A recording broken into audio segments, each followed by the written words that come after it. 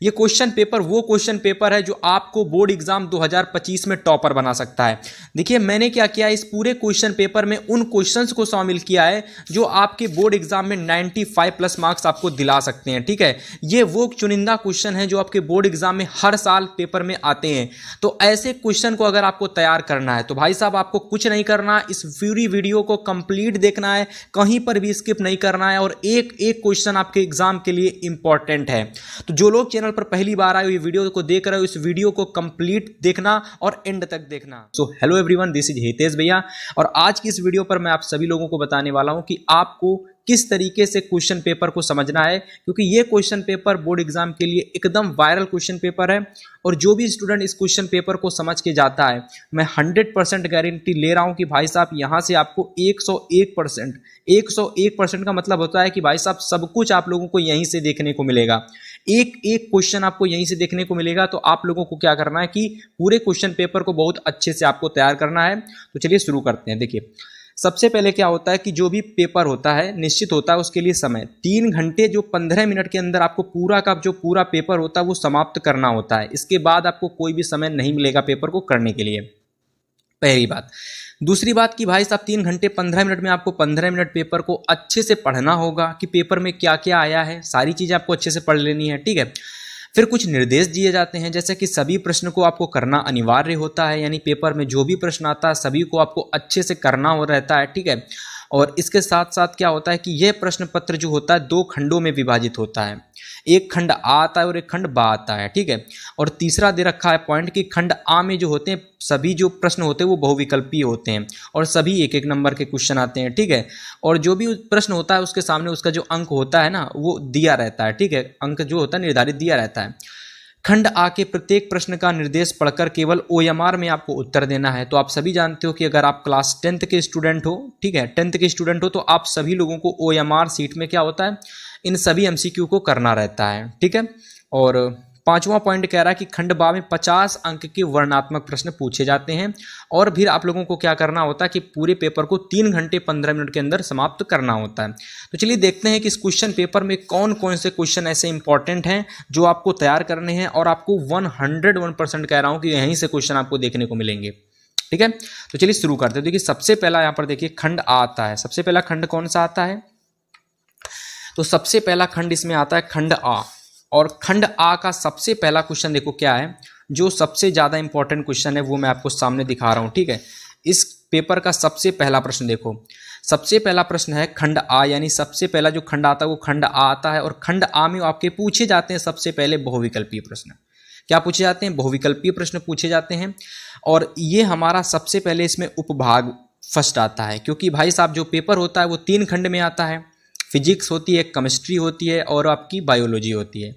तो यहाँ पर जो पहला उपभाग है उसमें क्या पूछा गया है, तो पहले उपभाग में देखिए आप लोगों की फिजिक्स पूछी गई है। कैसे पता चला, क्योंकि यहाँ पर पहला न्यूमेरिकल दे रखा है। क्या है कि एक व्यक्ति है वो अपने चश्मे में 20 सेंटीमीटर फोकस दूरी का उत्तल लेंस उपयोग करता है, तो इस लेंस की क्षमता क्या होगी। तो आपको बताना इस लेंस की क्षमता क्या होगी। तो इसके लिए आप सभी लोगों को फार्मूला पता होना चाहिए। फार्मूला क्या होता है, तो फार्मूला अगर आपको नहीं पता तो आप लोगों को सबसे पहले इस क्वेश्चन को सॉल्व करने के लिए फार्मूला पता होना चाहिए, जो कि होता है D =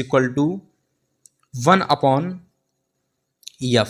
ठीक है, ये फार्मूला होता है आपका। ठीक है, अब देखो क्या होता है कि जो आप लोगों को क्वेश्चन जब अच्छे से आपको तैयार हो जाएंगे, ठीक है, देखो 1 मिनट रुको, ये नहीं होगा। फार्मूला इसका होता है F = 1/D, ये इसका फार्मूला होता है। ठीक है, F = 1/D, तो ये इसका फार्मूला होता है। और इस फार्मूले में आपको क्या करना है कि 20 सेंटीमीटर जो फोकस दूरी है ना, इसको आपको फाइनली यहाँ पर पुट कर देना है। अब जब इसको आप इधर ले आओगे तो F आपका नीचे चला जाएगा, तो D = क्या हो जाएगा, 1/F हो जाएगा। तो ये वाला फार्मूला भी सही है और ये वाला भी फार्मूला सही है। ठीक है, तो इस तरीके से जब आप इसको सॉल्व करोगे तो इसका जो राइट आंसर आ जाएगा वो आ जाएगा आपका प्लस का 5 डायोप्टर। प्लस का 5 डायोप्टर इसका बिल्कुल सही ऑप्शन होगा। माइनस का 5, प्लस का 2 और माइनस का 2 ये रॉन्ग होंगे। ठीक है, सही ऑप्शन हो जाएगा ऑप्शन नंबर बी, यानी कि 20 सेंटीमीटर फोकस दूरी का जो उत्तल लेंस है उसमें जो आपकी क्षमता होगी उसकी क्षमता होगी 5 डायोप्टर। तो इसको आप लोग तुरंत नोट कर लो। ठीक है, अगला क्वेश्चन देखो। अगला प्रश्न मोस्ट इंपॉर्टेंट प्रश्न है, बहुत ही ज़्यादा इंपॉर्टेंट है, आपको जरूर देखने को मिलेगा ये क्वेश्चन कि दो माध्यम की सीमा पृष्ठ पर, यानी दो माध्यम है, ठीक है, अच्छे से सुनना एकदम, दो माध्यम की सीमा पृष्ठ पर एक प्रकाश किरण जो लंबवित स्थित होती है, लंबवित आपतित होती है, या फिर कह दो लंबवित आती है, लंबवित आपतित, आपतित कह लो या फिर आती है, तो लंबवित आपतित होती है, तो अपवर्तन कोण क्या होगा? तो अपवर्तन कोण कितना बनेगा? देखो सबसे पहले कोई भी प्रकाश किरण आती है, ठीक है, और क्या होता है कि परावर्तन, अपवर्तन के पश्चात क्या होता है कि वो वापस चली जाती है, ठीक है, आती है और चली जाती है, तो इस बीच में कितने डिग्री का कोण बनता है? 0 डिग्री का।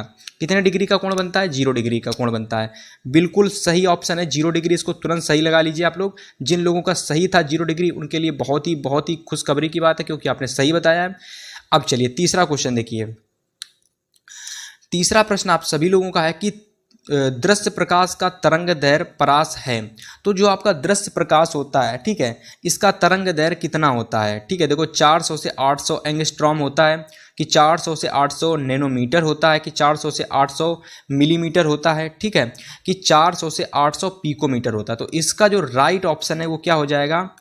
इसका राइट ऑप्शन हो जाएगा ऑप्शन नंबर बी, यानी 400 से 800 नैनोमीटर। केवल एक चीज़ का फर्क है इन चारों ऑप्शन में, वो है इसके मात्रक का। तो आप सभी लोगों का जो दृश्य प्रकाश का तरंग दैर्घ्य का जो मात्रक होता है वो क्या होता है? नैनोमीटर होता है, ठीक है। और एक दृश्य प्रकाश का जो तरंग दैर्घ्य परास होता है वो कितना होता है? 400 से 800 नैनोमीटर। सभी लोग नोट कर लेंगे, बड़ा ही इंपॉर्टेंट प्रश्न है, आपको जरूर देखने को मिलेगा, ठीक है। चलिए फिर अगला प्रश्न देखिए। अगला प्रश्न क्या कह रहा है? अगला प्रश्न दे रखा है कि किसी विद्युत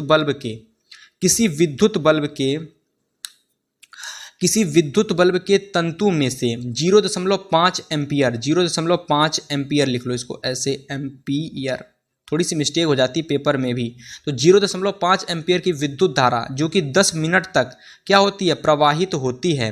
तो विद्युत परिपथ में से प्रवाहित विद्युत आवेश का परिणाम कितना होगा? ठीक है, 0.5 एम्पियर धारा 10 मिनट तक प्रवाहित होती है, तो आवेश कितना होगा? तो इसका राइट ऑप्शन क्या हो जाएगा? सभी लोग बताइए कितना राइट ऑप्शन क्या होगा। और फार्मूला मैं आप सभी लोगों को बता देता हूँ। फार्मूला हो जाएगा Q = IT, Q = IT, formula हो जाएगा Q = I × T। अब इस फार्मूले का उपयोग करोगे और सभी लोग राइट ऑप्शन क्या बताओगे? तो इसका राइट ऑप्शन चलिए मैं बता देता हूं। तो इसका राइट ऑप्शन हो जाएगा ऑप्शन नंबर फर्स्ट, यानी 300 जूल।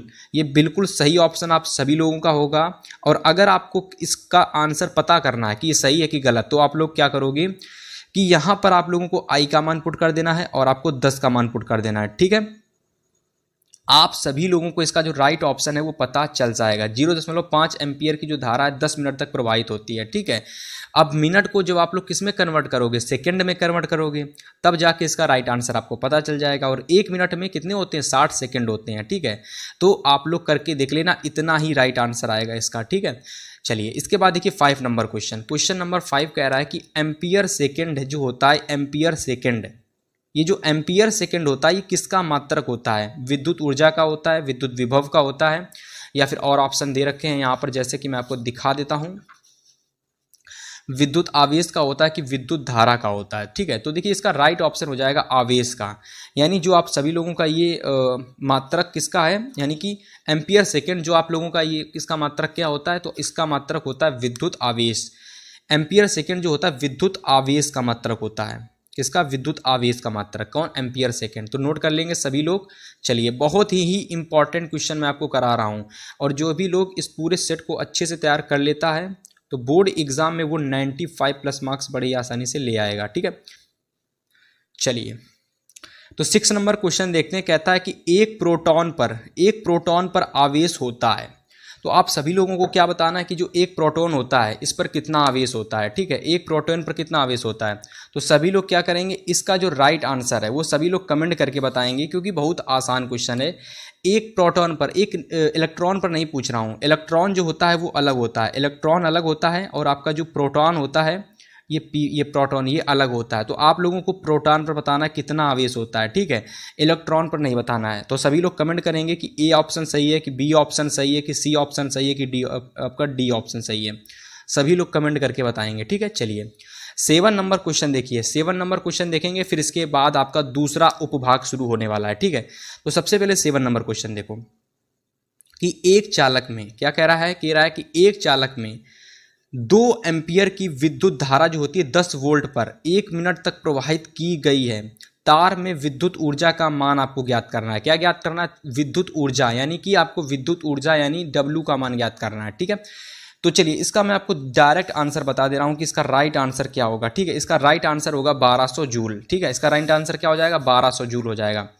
अब आपको इसका राइट आंसर कैसे ज्ञात करना है, तो इसके लिए फार्मूला होता है और उस फार्मूले को जब आप अच्छे से लगा लोगे तो उसमें आपका इतना राइट आंसर आ जाएगा। ठीक है, तो एक चालक में कितना, एक चालक में अगर 2 एम्पियर की धारा 10 वोल्ट पर 1 मिनट तक प्रवाहित की गई है तो तार में जो विद्युत ऊर्जा का जो मान होता है वो 1200 जूल होता है। तो इसको आप तुरंत नोट कर लीजिए। ठीक है, चलिए इसके बाद मैं आपको बताने वाला हूँ उपभाग 2। उपभाग 2 में क्या होने वाला है, तो उपभाग जो आपका 2 है इसमें आप सभी लोगों की जो बायोलॉजी है वो पूछी गई है। क्या पूछी गई है? बायोलॉजी।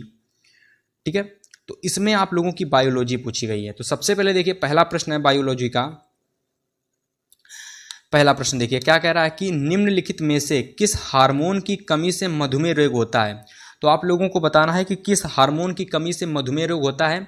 तो 4 ऑप्शन दे रखे हैं, गैगस्ट्रिन दे रखा है, इंसुलिन दे रखा है, थायरॉक्सिन दे रखा है, और आपका पैराथॉर्मोन दे रखा है। तो जो मधुमेह रोग होता है, मधुमेह रोग बहुत ही इंपॉर्टेंट क्वेश्चन है। और मधुमेह रोग जो आप लोगों का होता है ये इंसुलिन के द्वारा होता है। किसके द्वारा? इंसुलिन के द्वारा। तो इसको आप लोग तुरंत सही लगा लीजिए। ठीक है, चलिए क्वेश्चन नंबर 9 देखिए। तो क्वेश्चन नंबर 9 क्या कहता है, तो प्रश्न नंबर 9 कहता है कि द्विनिषेचन, जो आपका द्विनिषेचन होता है ये कहाँ पर पाया जाता है। तो सभी जीवों में पाया जाता है कि सभी पादपों में पाया जाता है कि आवर्तबीजी पौधों में पाया जाता है कि केवल जलीय पौधों में पाया जाता है। तो द्विनिषेचन जो पाया जाता है ये किस में पाया जाता है? आवर्तबीजीय पौधों में पाया जाता है। तो सभी लोग ऑप्शन नंबर सी को टिक लगा लेंगे, एकदम इसको क्लिक कर देंगे एकदम इसी को। ठीक है, सी नंबर को, यही बिल्कुल राइट ऑप्शन आपका हो जाएगा। ठीक है, यानी द्विनिषेचन जो पाया जाता है ये कहाँ पर पाया जाता है? आपका आवर्तबीजीय पौधों में। चलिए इसके बाद 10 नंबर प्रश्न देखते हैं। Question number 10। क्वेश्चन नंबर 10 कह रहा है कि पृथक्करण का जो नियम है ये किसने प्रस्तुत किया था। तो पृथक्करण का जो नियम है ये चार्ल्स डार्विन ने प्रस्तुत किया था, कि ह्यूगो डी व्रिज ने प्रस्तुत किया था, कि ग्रेगर जॉन मेंडल ने प्रस्तुत किया था, कि लेमार्क ने प्रस्तुत किया था। तो बहुत ही आसान क्वेश्चन है ये, कि जो पृथक्करण का नियम था ये आपके मेंडल ने दिया था। किसने? मेंडल ने। और मेंडल का पूरा नाम होता है ग्रेगर जॉन मेंडल। तो सभी लोग इनका पूरा नाम भी याद कर लेंगे। ग्रेगर जॉन मेंडल जो होता है इनका पूरा नाम होता है। ठीक है, चलिए अब हम बात करते हैं नेक्स्ट क्वेश्चन की। नेक्स्ट क्वेश्चन यानी 11 नंबर क्वेश्चन। 11 नंबर क्वेश्चन कह रहा है कि एक संकर का दर्श प्रारूप होता है। तो एक संकर क्रॉस जो होता है इसका दर्श प्रारूप क्या होता है। तो एक संकर क्रॉस का दर्श प्रारूप क्या होता है, सभी लोग बताएंगे। ठीक है, सभी लोग कमेंट करके बताएंगे, इसका जो आंसर है कमेंट करेंगे। ठीक है, कमेंट करके बताएंगे इसका राइट आंसर क्या है, क्योंकि सभी लोगों को ये आंसर क्वेश्चन पता होना चाहिए। बहुत आसान प्रश्न है और सभी को लगभग आंसर का देना है। ठीक है, कि एक संकर का जो दर्श प्रारूप होता है वो क्या होता है। बाकी इसके जो ऑप्शन है मैं आपको बता देता हूं, कि जैसे आपको फर्स्ट ऑप्शन दिख रहा है 1:2:1 होता है, कि 2:1:1:2 होता है, कि सी नंबर 9:3:3:1 होता है, कि डी नंबर 3:1 होता है। तो जो भी ऑप्शन सही है, जो भी ऑप्शन इसका सही है क्वेश्चन नंबर 11 का, कमेंट करके आप हमें ज़रूर बताएंगे इसका राइट ऑप्शन कौन सा होगा। ठीक है, चलिए 12 नंबर प्रश्न देखते हैं कि पल्मोनरी सिरा, जो पल्मोनरी जो सिरा होती है ये रुधिर लाती है। तो कहाँ पे लाती है? दाहिने आलिंद में लाती है, कि बाएं आलिंद में लाती है, कि बाएं निलय में लाती है, कि दाएं निलय में लाती है। तो देखिए पल्मोनरी जो सिरा होती है ये आपका जो रुधिर होता है वो कहाँ लाती है? बाएं अलिंद में लाती है। कहाँ पे लाती है? बाएं अलिंद में लाती है। तो ऑप्शन नंबर बी को एकदम टिक लगा लो, एकदम राइट कर लो, यही एकदम राइट ऑप्शन हो जाएगा, बाएं अलिंद में। तो पल्मोनरी सिरा जो होती है रुधिर लाती है, कहाँ पे लाती है? तो बाएं अलिंद में लाती है। अब ऐसे ही 13 क्वेश्चन है, 13 नंबर प्रश्न है कि फेफड़ों से रक्त जाता है। तो जो फेफड़ों में जो रक्त होता है, ठीक है, जो फेफड़ों में रक्त होता है वो रक्त कहाँ जाता है? दाएं अलिंद में जाता है, दाएं नीले में जाता है, बाएं अलिंद में जाता है, कि बाएं नीले में। तो फेफड़ों से आया हुआ पल्मोनरी सिरा द्वारा जो रुधिर होता है वो कहाँ जाता है? बाएं अलिंद में। कहाँ जाता है? बाएं अलिंद में जाता है। ठीक है, तो इसका भी ऑप्शन नंबर जो बी है वो बिल्कुल राइट होगा, ये वाला एकदम राइट ऑप्शन होगा। तो इस तरीके से बायोलॉजी के सारे प्रश्न जो है मैंने आप सभी लोगों को बता दिए। अब आपको क्या करना है कि जितने भी मैंने फिजिक्स के इंपॉर्टेंट एमसीक्यू बताए हैं और जितने मैंने बायो के इंपॉर्टेंट एमसीक्यू बताए हैं, आपको इन क्वेश्चन को बहुत अच्छे से तैयार करना है। कम से कम 2 से 3 बार आपको इन क्वेश्चन को अच्छे से प्रैक्टिस कर लेनी है, रिवीजन कर लेनी है बोर्ड एग्जाम से पहले। बस इनको तैयार करके आपको चले जाना है। चलिए उपभाग 3 देखते हैं। उपभाग 3 में क्या पूछा गया है, तो उपभाग 3 में मेरे हिसाब से केमिस्ट्री बची हुई, तो केमिस्ट्री उपभाग 3 में आपकी पूछी गई है, केमिस्ट्री। ठीक है, अब देखिए केमिस्ट्री के कौन कौन से इंपॉर्टेंट क्वेश्चन आपको तैयार करने हैं, तो चलिए इस बात करते हैं उसकी अब हम। तो सबसे पहला प्रश्न आप सभी लोगों को तैयार करना है 14 नंबर, कि जो ब्यूटेनॉन होता है, जो ब्यूटेनॉन होता है इसमें 4 कार्बन होते हैं, तो जिसमें क्रियात्मक समूह होता है, तो ब्यूटेनॉन में कौन सा क्रियात्मक समूह होता है, कार्बोक्सिलिक अम्ल होता है, अम्ला नहीं होगा, ये अम्ल होता है, अम्ल होता है केवल। कार्बोक्सिलिक अम्ल होगा कि एल्डिहाइड होगा कि कीटोन होगा कि एल्कोहल होगा, बताइए इसका राइट ऑप्शन क्या है, सभी लोग बताइए कमेंट करके। देखिए इसका राइट ऑप्शन आप सभी लोगों का ऑप्शन नंबर सी बिल्कुल सही होगा, कीटोन। कीटोन जो इसका राइट ऑप्शन है वो बिल्कुल सही होगा, तो इसको आप लोग टिक लगा लीजिए। ठीक है, चलिए 15 नंबर प्रश्न की बात करते हैं, क्वेश्चन नंबर 15 की, कि CH3CH2OH, ये जो CH3CH2OH होता है ये किसका IUPAC नेम होता है। ठीक है, ये किसका IUPAC नेम होता है भाई, तो इथेनॉल दे रखा है, मेथेनॉल दे रखा है, एसिटिक अम्ल दे रखा है, एथनिक अम्ल दे रखा है, तो ये किसका IUPAC नेम है। तो ऑप्शन नंबर जो आप लोगों को फर्स्ट दिख रहा है एथेनॉल, ये बिल्कुल सही हो जाएगा। और एथेनॉल को आप लोग कुछ इस तरीके से लिखते हो, यहाँ पर थोड़ी सी मिस्टेक दी गई है पेपर में, एथेनॉल को कुछ आप इस तरीके से लिखते हो और आपको इसी तरीके से ही लिखना है। ठीक है, एथेनॉल को ऐसे ही आपको एग्जाम में लिख के आना है बिल्कुल। चलिए क्वेश्चन नंबर 16 की बात करते हैं, क्वेश्चन नंबर 16 यानी 16 नंबर प्रश्न की बात करते हैं, अगले प्रश्न की। चलिए क्वेश्चन नंबर 16 का बताइए राइट ऑप्शन क्या होगा, कि निम्न में से कौन सा कार्बनिक यौगिक असंतृप्त है, एथेन है कि मेथेन है कि एथिलीन है कि एथिल अल्कोहल है, बताइए। 4 ऑप्शन दे रखे हैं, इसमें से कौन सा जो है वो असंतृप्त है। असंतृप्त का मतलब होता है जिसमें कि डबल बॉन्ड और ट्रिपल बॉन्ड पाए जाते हैं, तो कौन है वो, तो वो आप लोगों का कौन, एथेन नहीं होगा, मेथेन भी नहीं होगा, एथिल अल्कोहल भी नहीं होगा, तो आप लोगों का एथिलीन, ये बिल्कुल राइट ऑप्शन हो जाएगा, ये बिल्कुल राइट ऑप्शन हो जाएगा, इसको आप लोग टिक लगा लीजिए। चलिए इसके बाद हम बात करते हैं सेकंड 17 नंबर क्वेश्चन की, कि ठंडी तनु अम्ल के साथ, यानी जो ठंडी जो तनु अम्ल होती है इसके साथ में किस धातु की क्रिया से जो हाइड्रोजन गैस बनती है वो आपको बताना है। तो ठंडी तनु अम्ल के साथ किस धातु की क्रिया कराई जाती है, जो किस धातु की क्रिया कराते हैं ठंडी तनु अम्ल के साथ तो हाइड्रोजन गैस निकल आती है, तो कौन सी वो धातु होती, किससे क्रिया कराते हैं, सिलिका से कराते हैं, सिलिका से कराते हैं कि कॉपर से कराते हैं कि जस्ता से कराते हैं कि कार्बन से कराते हैं, बताइए।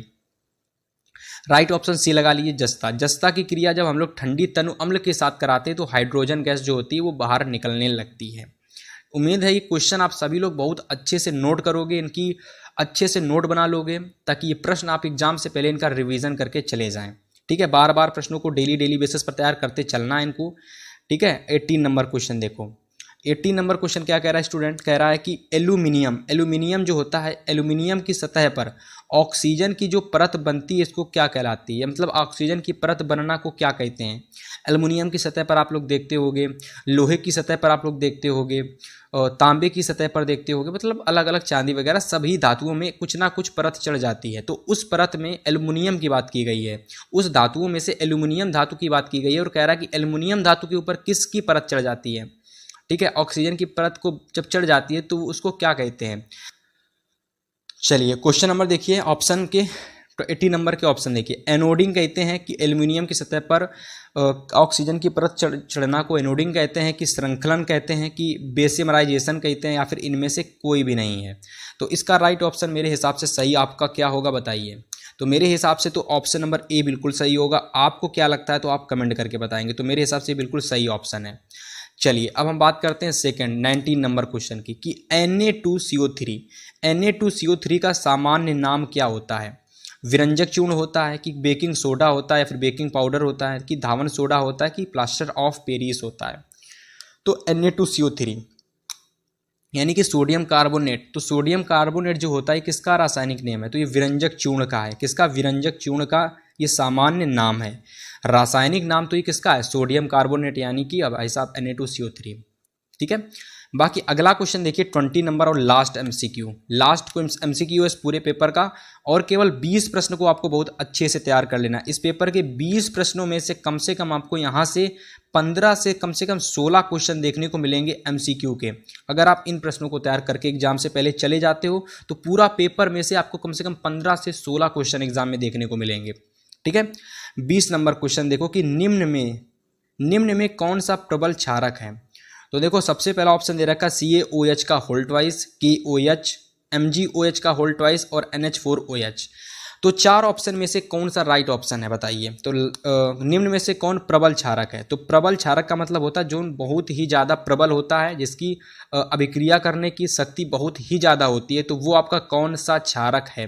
तो राइट ऑप्शन नंबर बी को लगा लो, एकदम टिक सही, एकदम बी नंबर यानी KOH। KOH आपका बिल्कुल सही ऑप्शन हो जाएगा, 20 नंबर का बिल्कुल एकदम राइट ऑप्शन हो जाएगा। चलिए, तो इस तरीके से यहाँ तक आपके पूरे 20 के 20 क्वेश्चन को मैंने बहुत अच्छे से बताया। उम्मीद करता हूँ अब यहाँ तक जितने भी प्रश्न मैंने कराए हैं बहुत अच्छे से आप तैयार करोगे, एकदम बिल्कुल घोर के पी लोगे इन प्रश्नों को। और फिर मैं अब आपको बताने वाला हूँ खंड बा के वर्णनात्मक प्रश्नों को। ये जो वर्णनात्मक प्रश्न है ये आपके एग्जाम में टोटल 50 नंबर के पूछे जाते हैं। कितने नंबर के? टोटल 50 नंबर के पूछे जाते हैं। तो कोई भी स्टूडेंट अगर इन 50 नंबर को अच्छे से तैयार करना चाहता है तो मेरे द्वारा बताए गए जो प्रश्न हैं बड़े ही अच्छे से आपको यहाँ पर देखना है वीडियो को, और सभी को क्वेश्चन को अच्छे से तैयार करना है। तो सबसे पहले देखिए जो वर्णनात्मक प्रश्न जो आते हैं, ठीक है, सबसे पहले ध्यान से देखिए जो वर्णनात्मक प्रश्न जो आते हैं उसमें भी अलग अलग उपभाग पूछे जाते हैं। तो सबसे पहला आपका उपभाग आ जाता है उपभाग 1। ये 1 उपभाग जो है इसमें क्या पूछा गया है। तो सबसे पहले देखो क्या क्वेश्चन दिख रहा है। सबसे पहला प्रश्न दिख रहा है कि विद्युत शक्ति से क्या तात्पर्य है। यानी यहाँ पर आपकी क्या पूछी गई है? फिजिक्स पूछी गई है। क्या पूछी गई है? फिजिक्स पूछी गई है। तो फिजिक्स में क्या क्या पूछा गया है। सबसे पहला देखो प्रश्न क्या कह रहा है कि विद्युत शक्ति से क्या तात्पर्य है। और 200 V का मतलब होता है वोल्ट। तो 200 वोल्ट का एक हीटर 250 वोल्ट के मेंस से, ये वाट होगा, वोल्ट नहीं होगा, ये वाट होगा, इसको वाट कर लो, W बना लो। तो 200 वाट का, सभी लोग इस न्यूमेरिकल को स्क्रीनशॉट ले लो और इसको घर पर जरूर सॉल्व करना, ठीक है।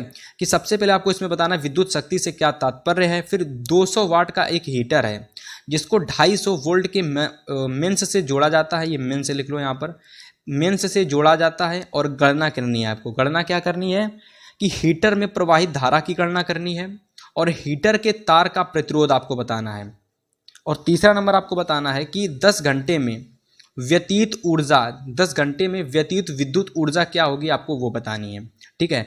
इस पूरे न्यूमेरिकल को आप लोग कहीं से भी कहीं से यूट्यूब से या फिर किसी टीचर की सहायता से पता कर सकते हो। लेकिन अगर आपको इसका सॉल्यूशन चाहिए तो इस वीडियो को स्टूडेंट आपको क्या करना है, थोड़ा सा हेल्प करनी है। इस वीडियो को आपको 10,000 लाइक तक पहुंचा देना है। 10,000 नहीं तो कम से कम 2 से 3,000 लाइक तक पहुंचाइए। आप लोगों के लिए इस पूरे पेपर का सॉल्यूशन बहुत जल्द लाया जाएगा, ठीक है। केवल इस वीडियो को 10,000 तक लाइक तक पहुंचाना है आपको, 10,000 व्यूज़ और 2 से 3,000 लाइक तक पहुंचाना है, ठीक है।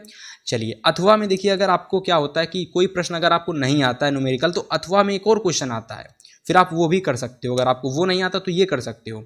और अथवा में जो प्रश्न मैंने लिया है मोस्ट इंपॉर्टेंट है कि प्रतिरोध का जो मात्रक होता है वो क्या होता है, आपको ये बताना है। और यह लंबाई, एक लंबाई कह सकते हो, यह एक लंबाई तथा ए मोटाई, यानी ए लंबाई है, यह नहीं होगा, ए होगा, ए लंबाई और ए मोटाई, ए लंबाई है और ए मोटाई है, ठीक है, कि तार का प्रतिरोध 10 ओम है। तो इस पदार्थ के अन्य तार किसकी लंबाई L/3 तथा किसकी मोटाई 3a होती है, तो उसका प्रतिरोध का कितना होगा।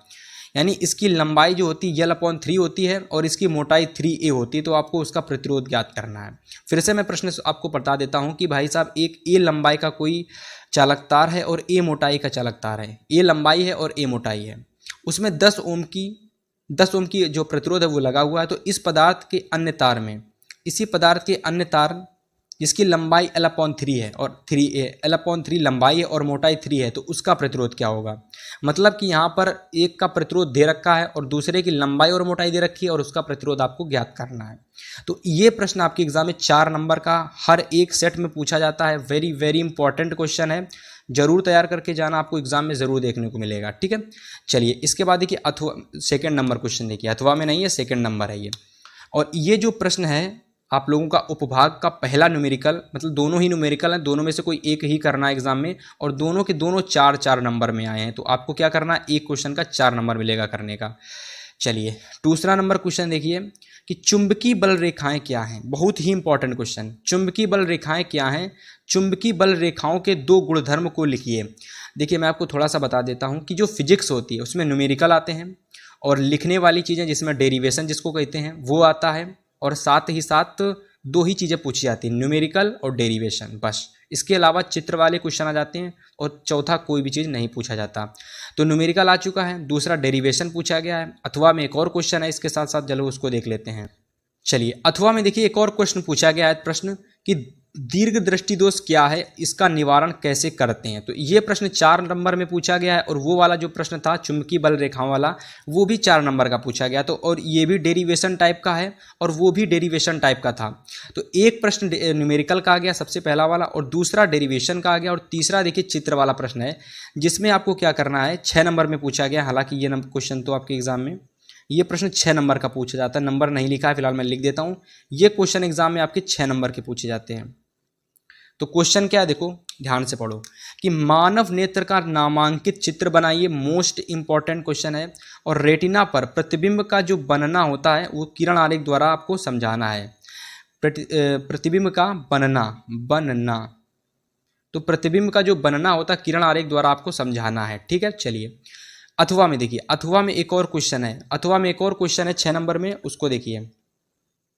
और अथवा में इस बार जो न्यूमेरिकल लिया गया है ये मोस्ट वेरी इंपॉर्टेंट न्यूमेरिकल है आप लोगों के लिए, बहुत ही ज़्यादा इंपॉर्टेंट न्यूमेरिकल है, इसको जरूर तैयार करके जाना। और ऐसा आपको लॉन्ग में एक ना एक न्यूमेरिकल ज़रूर देखने को मिलेगा, ठीक है। इसका बाकायदा सॉल्यूशन भी मैंने अपने चैनल पर करा रखा है, तो आप लोगों को जाकर के वो वीडियो देखनी है तो देख सकते हो, ठीक है।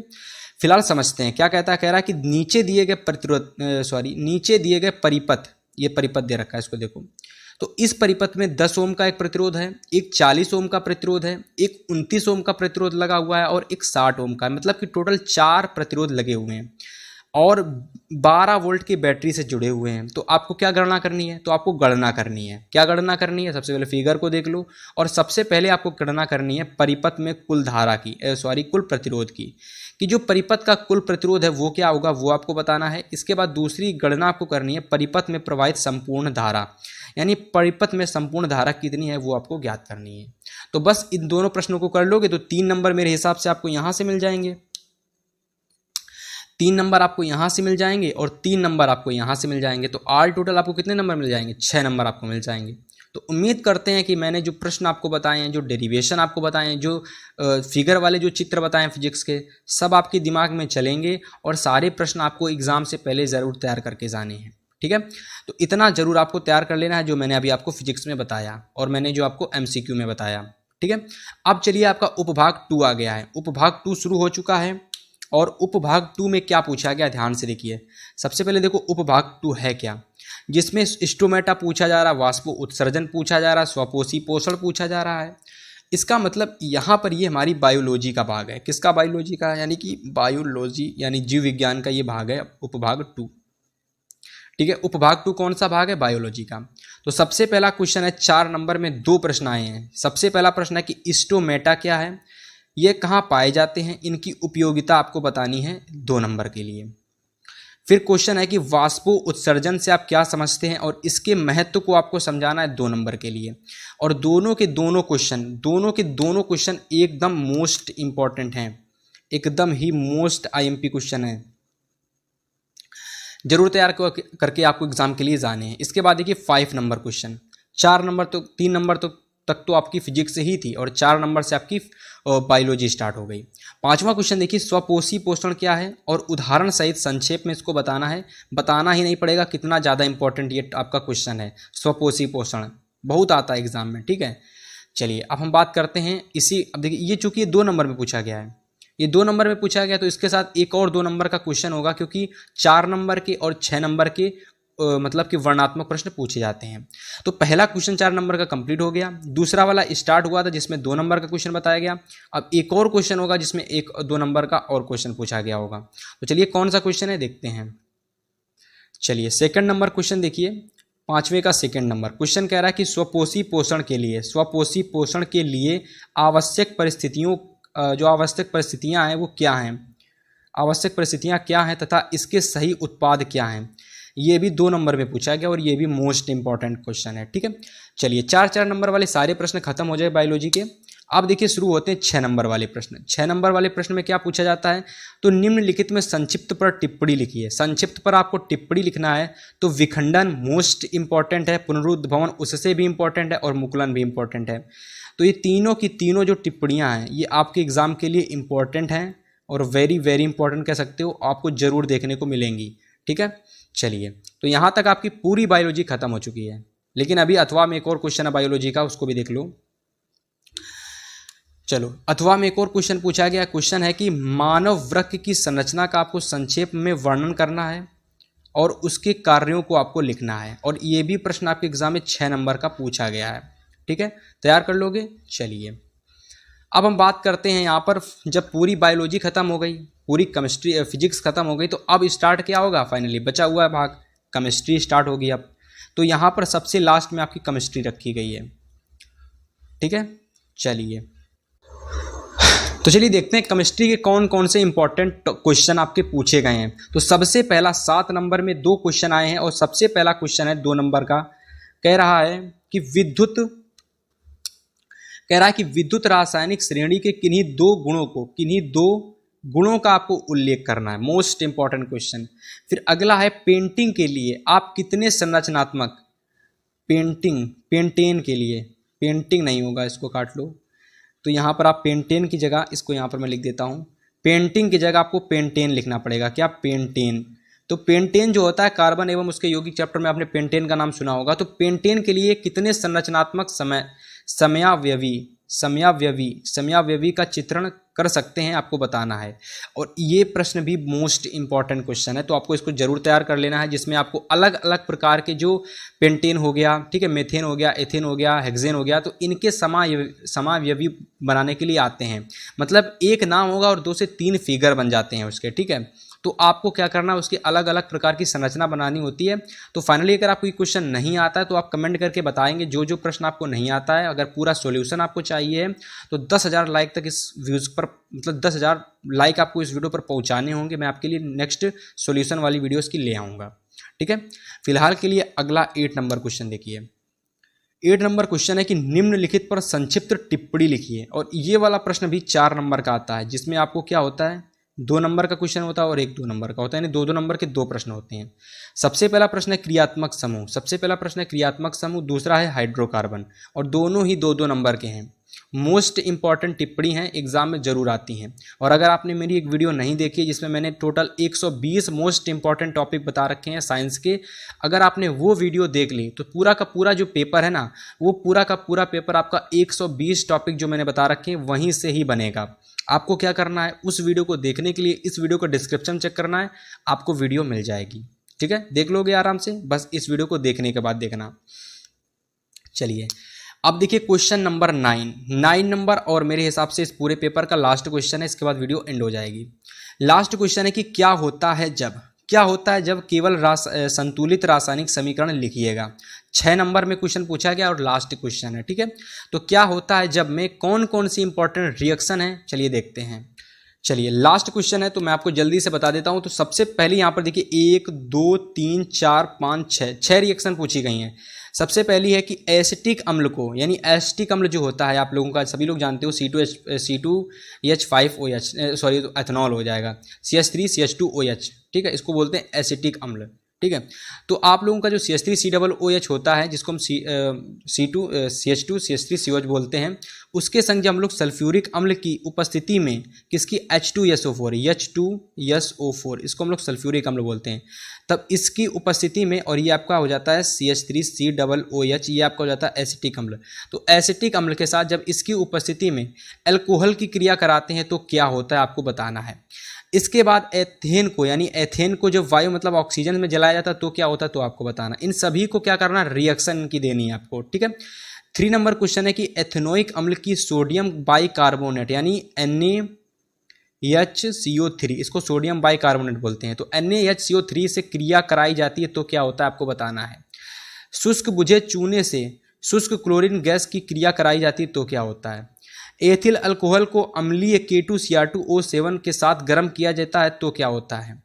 जब तनु हाइड्रोक्लोरिक अम्ल की क्रिया लोहे की छिलन से कराते हैं तो क्या होता है। तो आपको ये 6 जो मोस्ट इंपॉर्टेंट रिएक्शन है वो आपको करने हैं। और केमिस्ट्री में आप सभी लोगों को पता है कि क्या क्या पूछा जाता है, रिएक्शन आती है, टिप्पणी आती है, और आप सभी लोगों को लिखने वाले परिभाषा वाले क्वेश्चन आते हैं। तो इस तरीके से पूरे पेपर को मैंने आपको इस वीडियो में बताया, और जो भी स्टूडेंट इस पूरे के पूरे पेपर को अच्छे से एग्जाम से पहले तैयार कर लेता है तो ये मान के चलिए बोर्ड एग्जाम में बड़े ही आसानी से वो 95+ मार्क्स ला सकता है। तो उम्मीद करते हैं वीडियो सभी लोगों को पसंद आई होगी। वीडियो पसंद आई लाइक करना, शेयर करना। मिलेंगे आपसे नेक्स्ट वीडियो में, तब तक के लिए गुड बाय, गुड लक।